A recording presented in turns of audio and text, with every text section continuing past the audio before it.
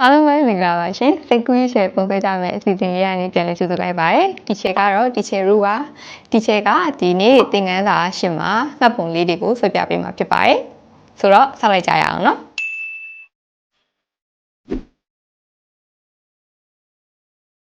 ဆိုတော့ဒီချက်ကဒီနေ့လည်း pastel လေးတွေကိုအသုံးပြုပေးပါမှာပေါ့နော်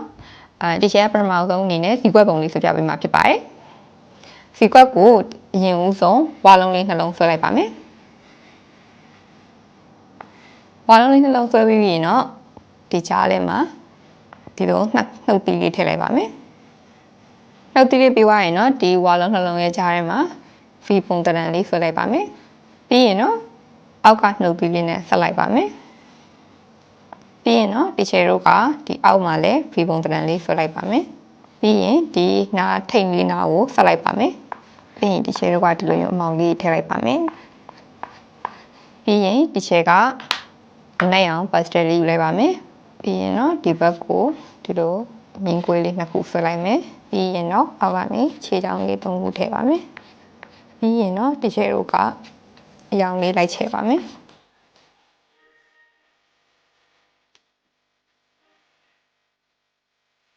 ပြီးရင်တော့ဒီချေတို့ကမျက်လုံး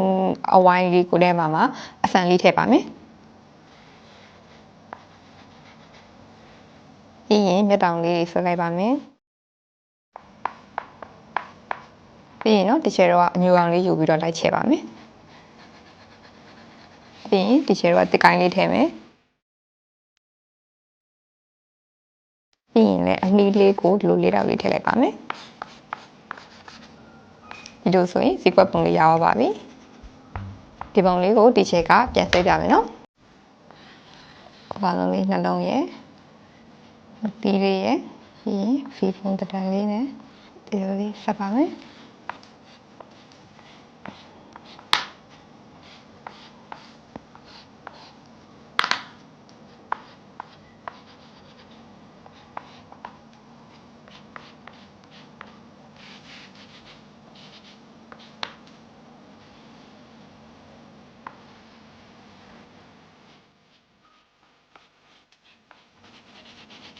ဒီလိုဆိုရင်ဒီကွက်လေးတွေရအောင်ပါပြီဒီကွက်လေးပြီးသွားပြီဆိုတော့ဒီချက်ကစာရွက်အစ်စ်လေးတစ်ရွက်ထပ်ယူပြီးတော့မှကြက်ပုံလေးဆက်ပြမယ်ပေါ့နော်အဝါရောင်လေးနဲ့ဒီလိုမျိုးလေးဆက်လိုက်ပါမယ်ပြီးရင်တော့ဒီအောက်ကနေဒီအဝိုင်းလေးဆွဲလိုက်ပါမယ်ပြီးတော့ရင်တော့ဒီချက်ကအနက်ရောင်လေးနဲ့မျက်လုံးလေးထည့်ပါမယ်နှုတ်ပြီးလေးကိုတော့အနီရောင်လေးသုံးပြီးတော့ထည့်ပါမယ်ပြီးရင်ဒီချက်တို့ကအရောင်ချဲလိုက်ပါမယ်ပြီးရင်ဒီချက်တို့ကအတောင်မလေးထည့်ပါမယ်ပြီးရင်ခြေထောက်လေးတွေကိုလည်းလိမ်မောင်လေးသုံးပြီးထည့်လိုက်ပါမယ်ပြီးရင်အမောက်လေးထည့်လိုက်ပါမယ်ဒီလိုဆိုရင်ကြက်ပေါက်လေးရပါပြီခြေကဒါလေးကိုထပ်ဆွဲပြပါမယ်အရင်ဆုံးခေါင်းပိုင်းလေးကိုလိုလေးကုပွေးလေးဆွဲလိုက်မယ်ပြီးရင်အောက်ကနေဒီလိုမျိုးလေးအဝိုင်းလေးဆွဲပါမယ်ပြီးရင်ဒါအရောင်လေးချက်လိုက်မယ်ပေါ့နော်တခါလေးပြီးရင်တော့ဒီချယ်တို့ကမျက်လုံးအဆန်လေးထည့်ပါမယ်နှုတ်တီးလေးကိုအနီရောင်လေးသုံးထည့်လိုက်ပါမယ်ပြီးရင်ဒီချယ်တို့ကခြေထောက်လေးကိုလိမ်မောင်လေးသုံးပြီးတော့ထည့်ပါမယ်ပြီးရင်အမောက်လေးထည့်လိုက်ပါမယ်တောင်မလေးကိုလိမ်မောင်လေးသုံးပြီးတော့ထည့်ပါမယ်ကြက်ပေါက်လေးနဲ့ပေါင်းပြသွားပါပြီ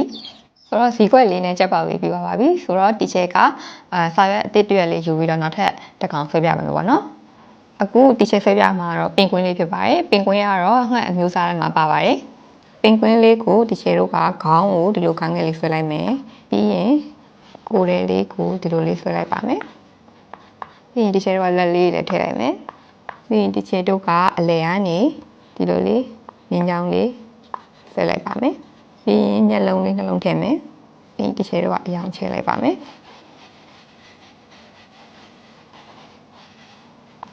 ပြီးရင်ခြေထောက်လေးတွေကိုဒီနားလေးမှာထည့်ပါမယ်ဒီလိုဆိုရင်ပင်ကွင်းလေးရပါပြီဒီချက်ကဒီပင်ကွင်းလေးကိုပဲထပ်ဆွဲပြပါမယ်ရင်ဦးဆုံးခေါင်းကိုဒီလိုကိုင်းငယ်လေးဆွဲလိုက်ပါမယ်ပြီးရင်ကိုယ်ရဲကိုဒီလိုလေးတော့ဝါတွတ်တွတ်လေးဆွဲလိုက်ပါမယ်ဒီလိုဖြတ်လိုက်ရရနော်ပြီးရင်လက်လေးထည့်ပါမယ်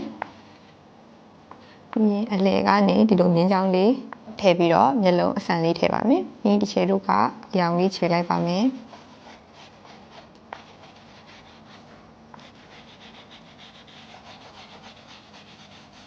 ပြီးရင်ချက်လောက်လေးထည့်လိုက်မယ်ဒီလိုဆိုရင်တော့ဒီချေတို့ကပင်ကွင်းလေးနဲ့ရောက်ပါပြီဆိုတော့ဒီချက်ကဇီကွက်လေးရဲ့ကြက်လေးရဲ့ပင်ကွင်းလေးရဲ့ပြီးသွားပြီဆိုတော့နောက်ထပ်အကောင်လေးတစ်ကောင်ထည့်ဆွဲပြပါမယ်အဲ့ဒီအကောင်လေးကတော့ Rio Cartoon ကားလေးမှာပါတဲ့တူကန်းငှက်လေးပဲဖြစ်ပါတယ်အရင်ဦးဆုံးအနေနဲ့ဒီချေတို့ကလိမ်မော်ရောင်လေးသုံးပြီးတော့နှုတ်တီးလေးကနေအရင်ဆွဲမယ်ပေါ့နော်နှုတ်တီးလေးကိုဒီလိုလေးဆွဲလိုက်ပါမယ်ပြီးရင်ဒီချေတို့ကအရောင်ချဲလိုက်မယ်ပြီးရင်နှုတ်တီးလေးရဲ့တောင်သားလေးကိုလည်းဒီလိုလေးဆွဲလိုက်ပါပြီးရင်ဒီချေတို့ကသူတို့တူကန်းငှက်လေးရဲ့မျက်လုံးလေးတွေကအပြောင်လေးပဲဖြစ်ပါတယ်အပြာရောင်ရဲ့ဘေးဘက်လေးကိုအနိုင်အောင်အဝိုင်းလေးချဲပါမယ်ပြီးရင်တော့ဒီချေတို့ကဒီခေါင်းဘက်လေးကနေစပြီးတော့ဒီနှုတ်သီးလေးကိုဒီလိုအဝိုင်းလေးဆက်လိုက်ပါပြီးရင်အောက်ကနေကိုယ်ရဲ့ဒီအဝိုင်းလေးထပ်ဆက်လိုက်ပါ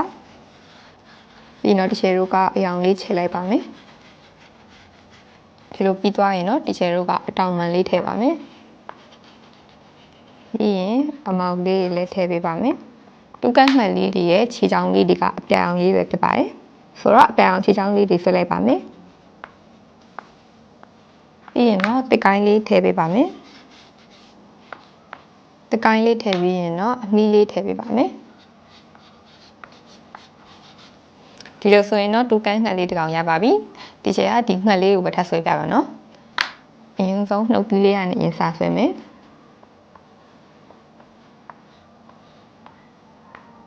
ပြီးရင်အရောင်လေးချဲပါမယ်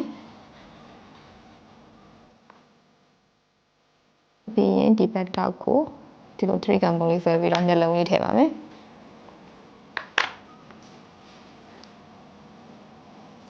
မျက်လုံးလေးကိုအမဲအောင်လေးကုတ်ပွားရင်ကိုယ်လေးဆွဲပါမယ်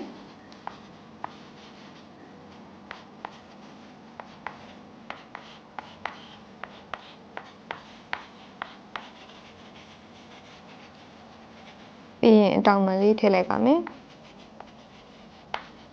ပြီးရင်အမောက်လေးထည့်မယ်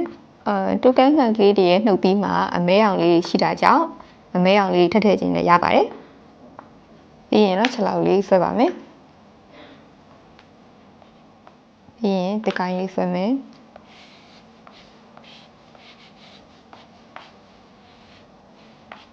ပြီးရင်အမီးလေးထည့်လိုက်ပါမယ်